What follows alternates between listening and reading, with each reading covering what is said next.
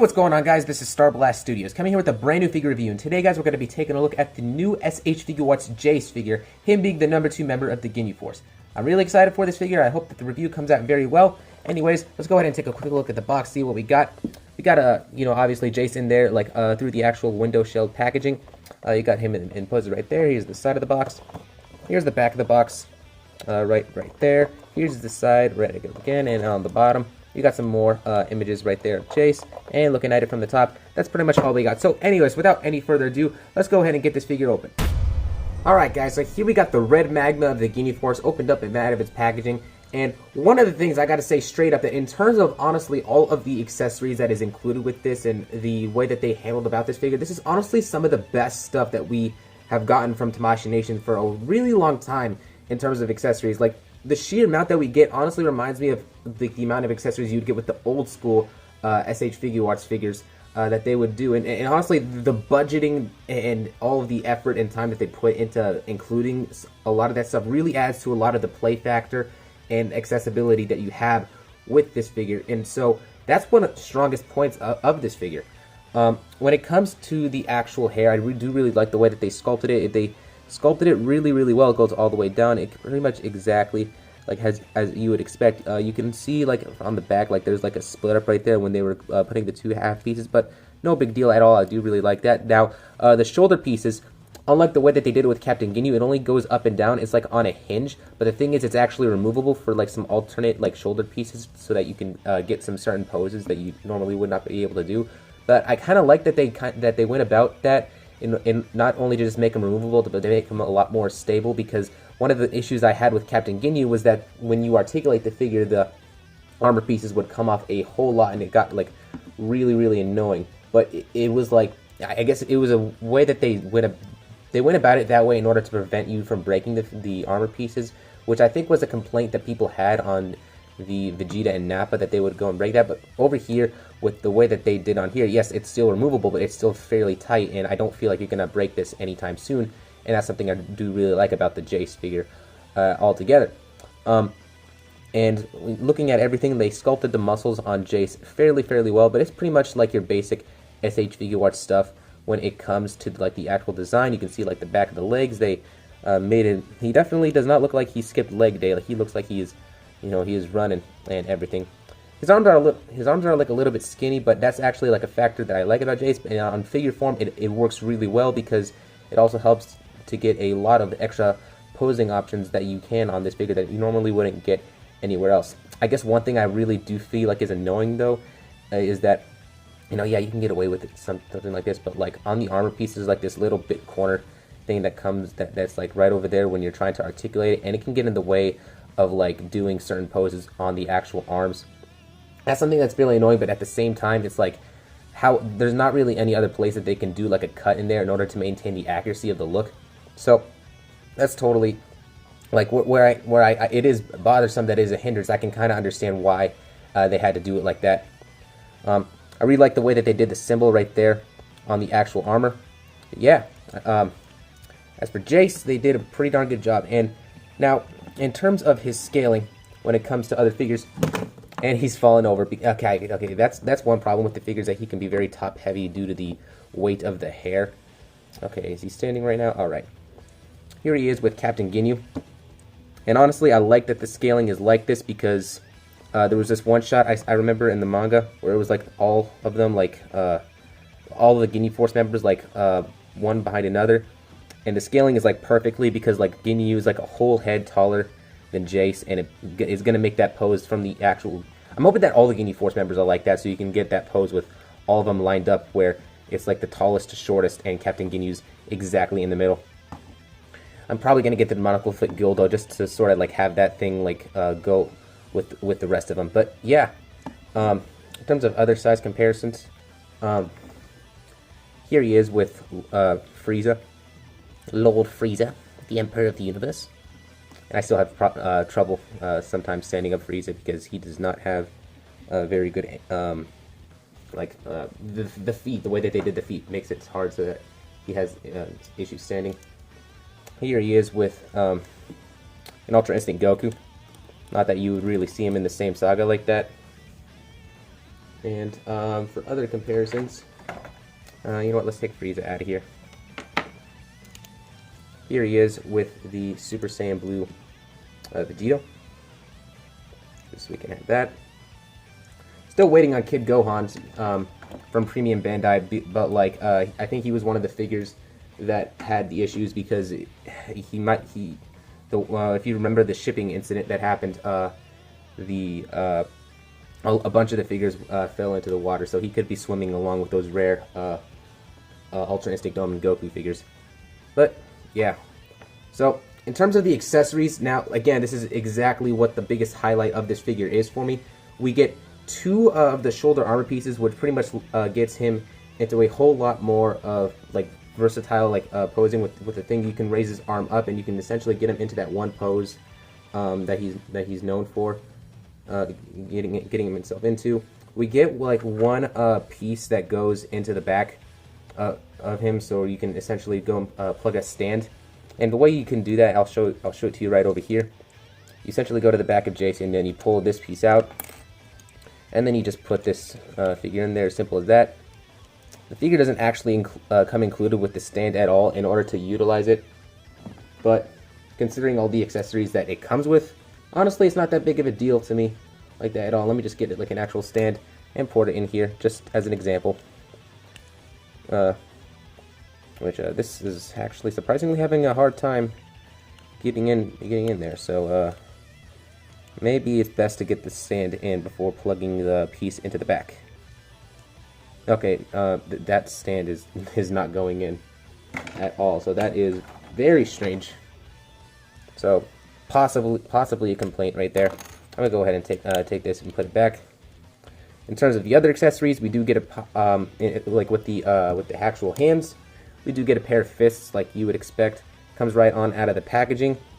We get a pair of karate chop hands. We also get a pair of slanted karate chop hands, and those are meant for the pose that Jiece does when he has like the 2 shoulder pieces on him. He puts his hands up in the air.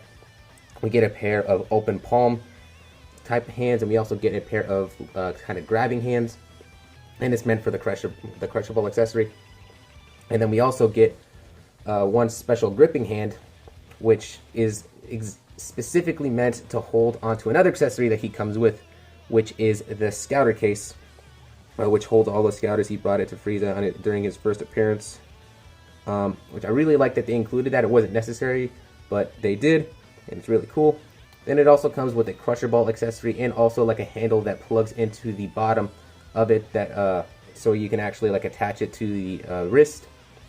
And then he also comes with a 2-star Dragon Ball. And if that wasn't enough with all of the accessories, he's also included with a Ginyu. He's also included with an alternate head for the Saiyan Raised on Earth Goku, which is essentially a scene from the anime where Ginyu took Goku's body and put the Scouter on. And that honestly is like such a cool accessory. And you know what? I have it on a different figure, not actually meant for Goku.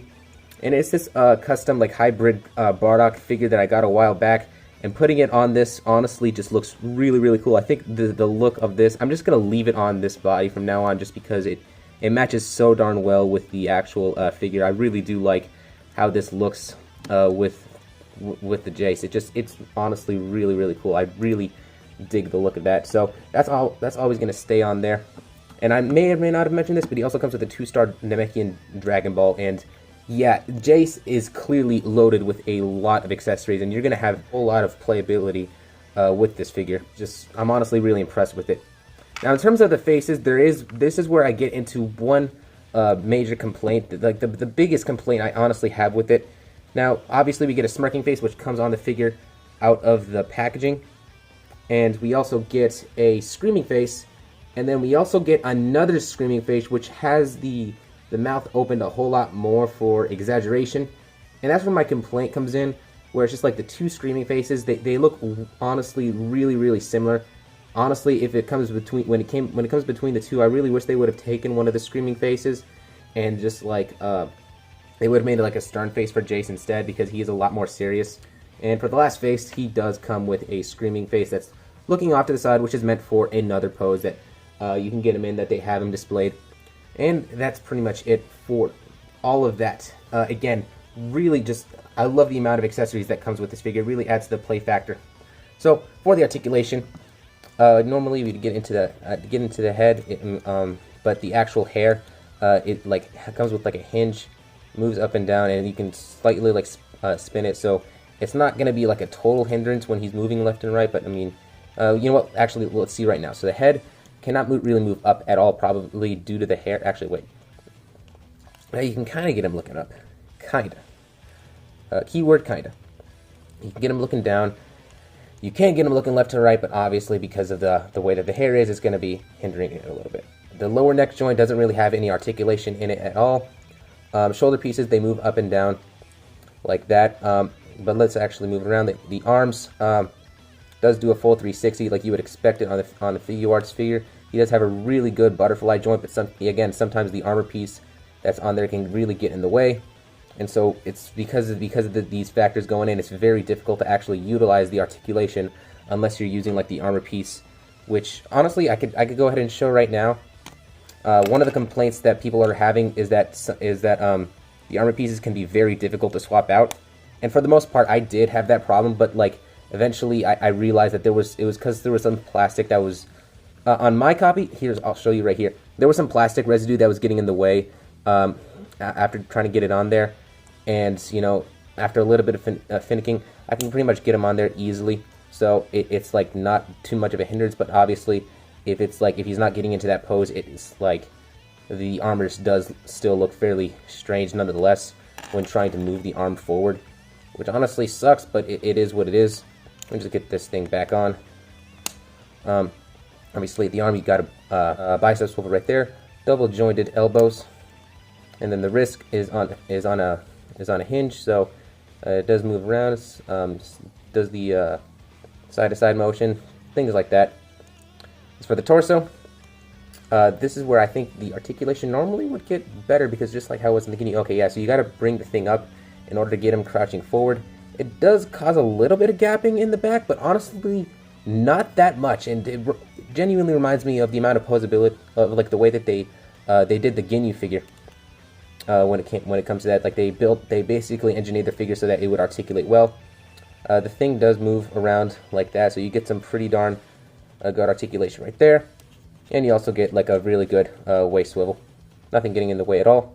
The legs kicks forward that far. Doesn't. Whoa. Okay, I didn't even realize this. It doesn't move back at all. Surprisingly, on this figure, there's something. I don't know what's hindering it.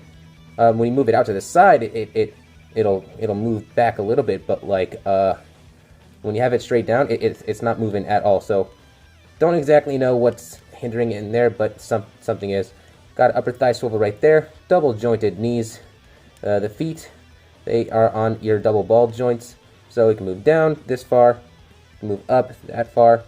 You do get an ankle pivot out of there, like your standard kind of ankle pivot from Figuarts, and you got a toe joint, which honestly, surprisingly, doesn't cut the sculpt on there as much as you would expect it to. But yeah, overall, guys, I think that they definitely nailed it with this Jiece. Obviously, the one issue that you would expect because of the fact that the long hair that is probably bigger than the lack of the diversity between like the two versions of the Screaming Face, which I honestly thought I had like a quality control issue with mine because they looked exactly the same. But other than those problems, can't really ask for too much more. Like in the accessory department, and the issue with the figure being back heavy is honestly just expected because of the nature of it.